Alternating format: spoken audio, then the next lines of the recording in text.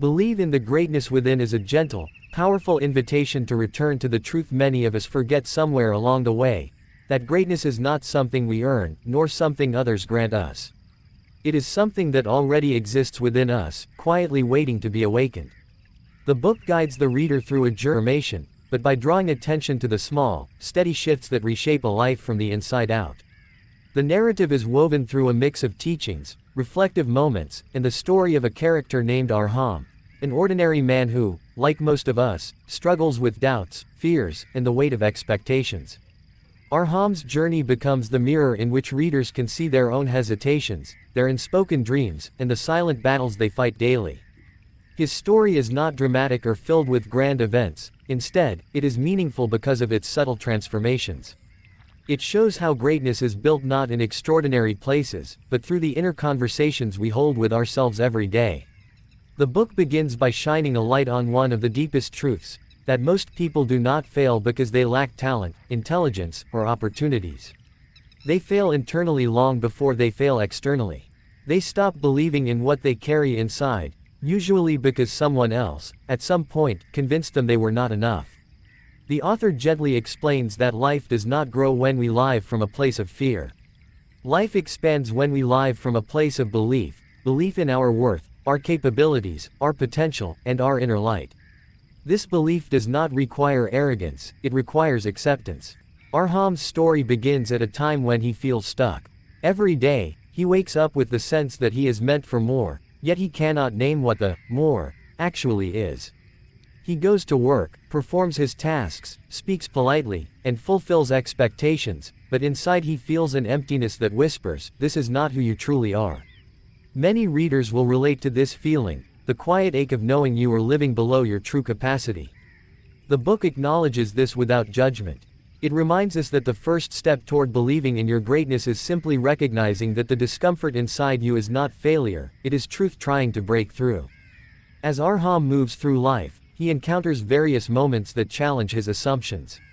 One of these is a conversation with an elderly man he meets at a park. The man tells him something that becomes the heartbeat of the book: "You are not small.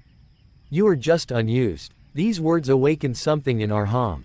They remind him that greatness is not measured by what you have already done, but by what you are still capable of doing. Many people assume their peak has passed, but the book insists that the true peak of a human life comes the day we begin to act from our inner potential, not from our outer limitations. The book breaks down this idea through three profound insights. The first insight is that greatness is a seed. No one is born without it.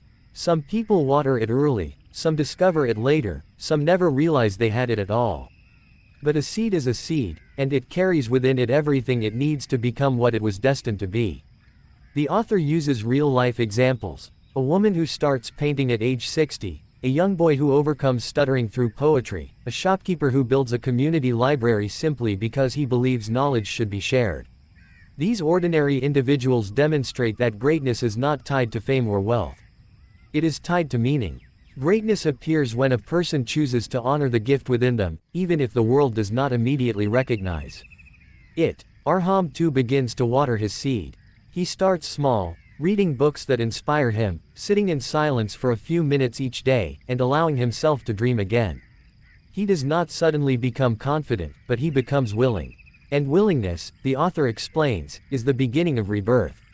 The book emphasizes that people often wait for confidence before taking action, not realizing that confidence comes after action, not before. What we need first is simply the willingness to take one small step. The second insight offered by the book is that belief must be practiced. It is not a one-time decision. Just as a muscle becomes stronger through repeated use, belief becomes stronger through repeated alignment between thought and action. The author describes belief as an inner agreement, a promise you make to yourself that you will no longer treat your potential casually. You will respect it. You will invest in it. You will protect it from the noise of the outer world. Arham struggles deeply with this step.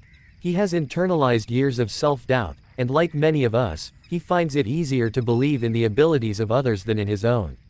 But gradually, he learns that belief is not about denying your fears, it is about refusing to be ruled by them. He begins taking small risks, sharing his ideas at work, starting a small writing habit, speaking up when usually he would remain silent. Each small act becomes a brick in the foundation of a stronger identity. The book explains beautifully that every time you step toward your potential, you are telling yourself, I am worthy of growth. And the moment your identity shifts from seeing yourself as someone who tries to someone who grows, the world around you responds. Opportunities begin appearing. People begin noticing changes you haven't yet recognized. Life begins to unfold differently. The third insight is that greatness requires patience. In a world obsessed with speed, the book reminds the reader that all meaningful transformation is slow, silent, and steady. A seed does not become a tree in a week, nor does a person become extraordinary in a month. Greatness emerges quietly, often long before anyone sees visible results. The author encourages readers to trust the unseen progress, because inner growth always appears before outer success. Arham experiences this when he feels like nothing is changing, despite his efforts. But slowly, he notices shifts. His tone becomes calmer, his decisions become clearer, and his inner voice becomes kinder. These may seem like small things, but in the architecture of a human life, these are the pillars. When your inner world becomes aligned, your outer world begins to rebuild itself. The book ends with a powerful message. You are the only one who can unlock your greatness, but you are also the only one who can hide it. Greatness does not ask for perfect conditions, it asks for inner permission. It asks you to trust the process, to embrace your journey, and to never again abandon the light that exists within you. The final chapters highlight Arham's transformation, not into a celebrity or a millionaire, but into someone who finally recognizes his own worth. He becomes a leader at work, not because he sought authority, but because he embodied authenticity. He begins writing regularly, eventually publishing short reflections that inspire others. Most importantly, he becomes someone who wakes up with purpose, who no longer feels like life is happening to him, but through him. Arham's journey is a reflection of the reader's own potential. The author closes the book by reminding us that believing in the greatness within is not an act of ego, it is an act of gratitude. You honor the universe, the creator, and the gift of life when you step into the fullness of who you are.